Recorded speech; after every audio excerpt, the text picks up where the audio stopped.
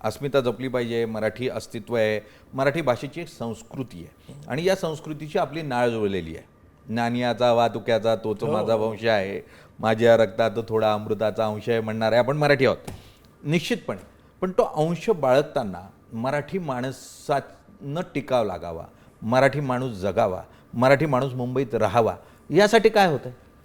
नाही, खरं तुम्हाला पाहिलं तर दुर्दैवाने मला हे बोलावं लागतं की राज्यकर्ते मराठीत असतात आणि मराठी राज्यकर्ते असताना सुद्धा महाराष्ट्रामध्ये नाही त्या घटना घडत असतात आणि त्याला कारणीभूत आपण काही न केल्यामुळे सगळ्या गोष्टी होतात.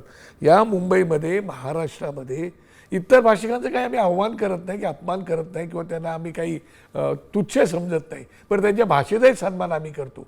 पण त्यासोबत त्यांना ही जाणीव असली पाहिजे की आपण महाराष्ट्रामध्ये आलेलो आहोत.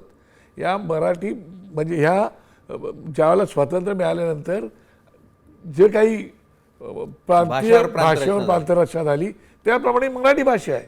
तर या मराठी भाषेमध्ये महाराष्ट्रामध्ये आपण आल्यामुळे ज्या महाराष्ट्राने, ज्या मराठी माणसाने, ज्या मराठी मातेने तुम्हाला एवढं मोठं केलं, वैभव दिलं, संपत्ती दिली, ऐश्वर्य दिलं, मान मराठा दिला, सन्मान दिला, सगळं झालं, ते दिल्यानंतर जर तुम्ही असा कृतज्ञपणे वागणार असाल तर मराठी माणसांनी करायचं काय?